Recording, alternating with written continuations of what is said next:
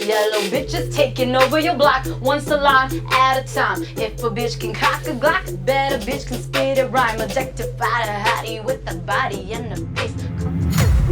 Do you think that you culturally appropriate? I don't think that I appropriate culture. I would consider it culture swapping. This is Hollei. She's a rapper and dancer based in LA. I can relate so much more to a Black girl who grew up in Detroit than like a Korean girl who grew up uptown. Hollei is an Asian American artist who traces her roots from the Chinese Hmong tribe. She grew up in Detroit's notorious 8 Mile neighborhood and counts Eminem and Nicki Minaj as her top influences in music. And I love that kind of music. I felt like it was such a good outlet for me to like express myself. I mean, everyone wanted to be a rapper in the hood, you know? In this episode of Style and Error, we are trying to find the line between homage and appropriation. Do you think that it's beneficial to be controversial? I do think so. I don't feel at all like I use it as like a marketing thing to be able to get like people's attention. But at the end of the day, I have a message that I want to share. Does my mouth look dry or I'm good? You look great. Cool. I'm Salem Mitchell. I'm a model and I've experienced my own forms of cultural appropriation.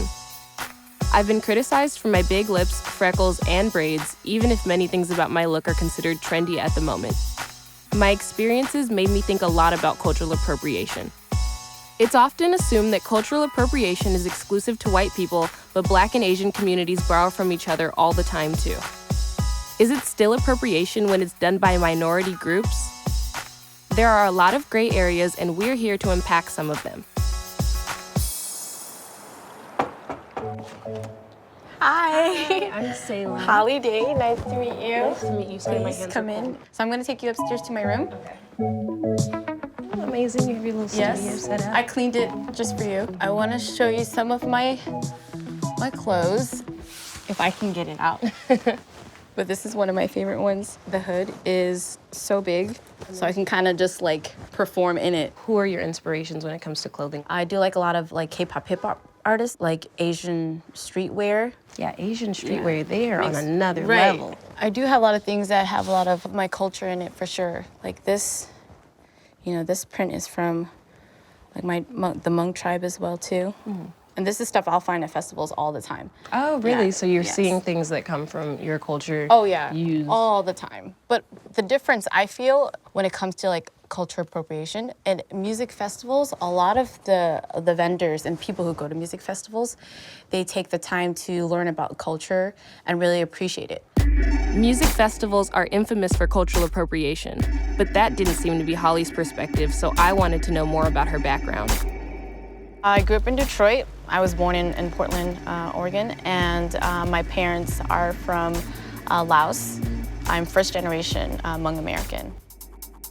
So I battled a lot with how do I balance my culture with my surroundings, because I was very much like in the hood. I loved like breakdancing and rapping and all these things, and then like my parents had their own standards for me. So one of my lyrics is, Yellow bitch, born a slave, cook, clean 7 days. Mama had a lot to teach, never wanna hear me speak. And so what does that mean? my mom is super traditional, and those are the things that were always expected of me. I really like conflicted with my mom a lot, just because I had like a lot to say and had an opinion, about things. Like she didn't want me to play basketball, and her reason was because you're a girl, and that was it. It wasn't anything else. And that's part of one of my lyrics too. My brothers ballin', watch them play. Daddy said, know your place, mind your grades, and all these things just in my fucking way. Mm-hmm. Yeah, I felt like I was always a rebel. Hollei was very firm about establishing her identity as an Asian who grew up in a Black community. I wanted to see how that identity manifested itself in her art, so I paid her a visit at a dance studio where she was rehearsing for one of her songs called Ling Ling.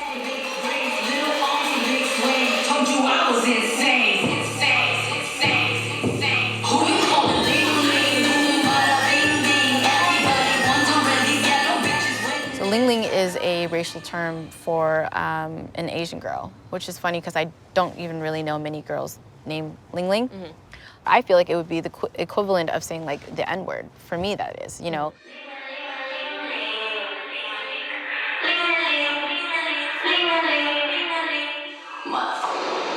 Can you tell me about your decision to carry over things that are understood as slurs in your culture? Why do you include that in your music?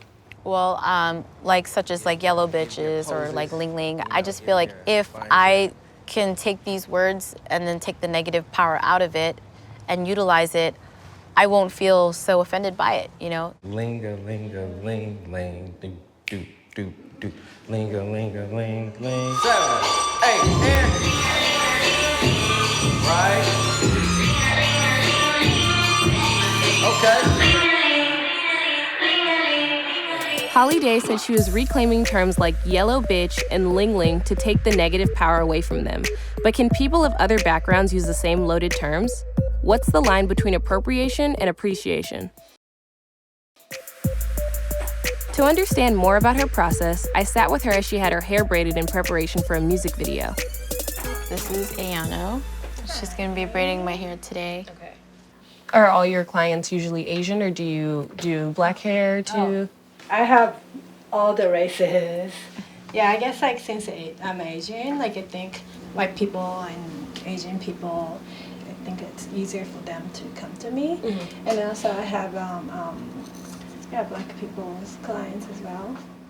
What is the significance of having a Japanese braider? For me, it was just more of like an empowerment thing and encouragement, because it's almost like what I do in music, but she does that in hair. My hair has always been done by black females, though. So. And they're always like super excited about it. They're yes, always, yeah. For sure, always, all the time. You know, I never had anyone do my hair and maybe felt like off about it. I don't want to use where I'm from as like, oh, well, I'm from Detroit though. So. Yeah. But then it helps them kind of relate and understand more of like, okay, I could see why she would be into rap. Because I can particularly say in my life, like having braids, I've been called ghetto multiple times because of the hairstyle or the way that it's perceived. Do you feel like you experience some of the same things where people are calling you names or they're categorizing you because you choose to partake in these hairstyles and the way that you dress and stuff? Well, I mean, even with my hair being blonde, for that I get, you know, are you trying to look more white? And then getting my hair braided, it's like, okay, she thinks she's like, you know, ghetto or from the hood. If I were to walk down the street now with this hair and a black woman is like, you shouldn't wear braids, I probably would not like get defensive, but I would probably ask her why she felt that way. Does it still serve you as a protective style? Do you feel like it's still benefiting your hair, or do you think that it's more damaging than helpful? I think it's probably more damaging to my hair because my hair is like really fine. Mm-hmm. So I definitely just do it, you know, for like the look. So as a black woman with braids, I can give you from my standpoint, this is something that helps my hair grow, and this is something that's gonna hurt your hair. You're gonna be perceived in a way that's considered innovative or trendy, while I'm gonna be perceived as like ghetto, or this hairstyle needs to be tamed. Yeah, I mean, I could completely understand that. For me to like be like, no, that's not true, or that I would be like lying to myself. I'm gonna do it for me, but I don't care what you think about it.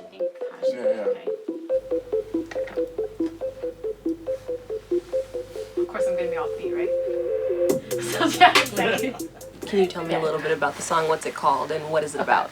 So this song is called Nail Salon. Of course, there's a stereotype of Asian women working at nail salon. It's not like a very direct, like preachy, lecture type of song. You know, it's very fun, and it's just kind of making light of the situations that I've been through in my life. 1, 2, 3. Hello, hello, holiday. That crystal gel, bet it'll change your life. Lucy Lou in the sky with diamond sets, paid full price. If we speak a foreign tongue, don't mean we talking shit. You can pay me all in ones, bitch. Don't forget to tip. I like that too. I like that. I felt that one too. I was like, damn, bitch, I felt that.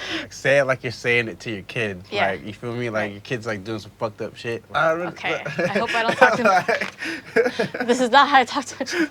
No, okay. I know what you mean. Do you ever consider any of Hollei's art, aesthetic, or persona to be cultural appropriation? Not at all. I can understand why people would think that, but I incorporate a lot of like Asian culture in my music. For a black person, that could be looked at as appropriation in a way. Let me put you in your place. Who dat? Who dat? Yellow bitch. Yellow bitch. Cultural appropriation in hip-hop is a long-standing debate. Who's allowed to express themselves through rap music and fashion?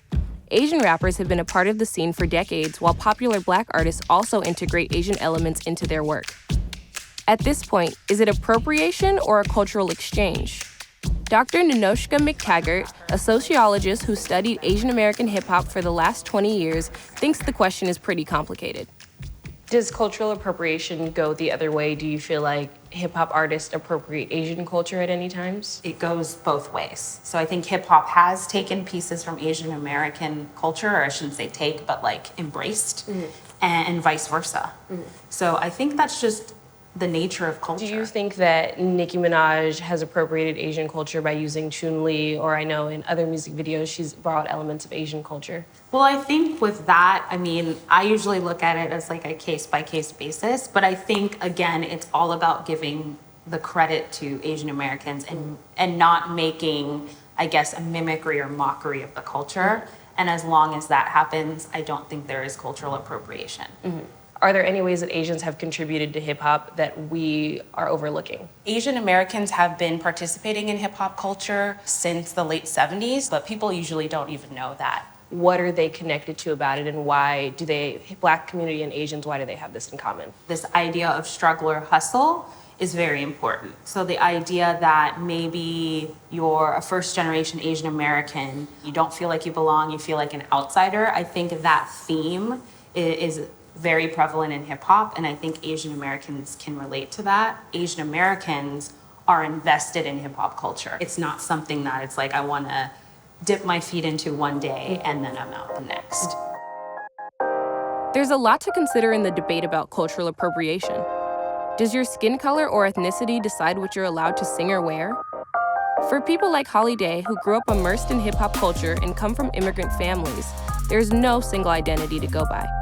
Why do you feel like you are able to express yourself in whatever way, with whatever hairstyle, and in any ways that you'd like? I mean, because I feel like as an artist, I shouldn't limit myself. And I can't create like walking on eggshells, afraid to like offend this person or that person. It's just like, I have to just think about, you know, creating for myself and sharing my stories as authentic as possible. It's hard to tell if someone is really an appropriator with one look. But is there a limit to artistic freedom? And when is it used as an excuse to justify potentially offensive actions?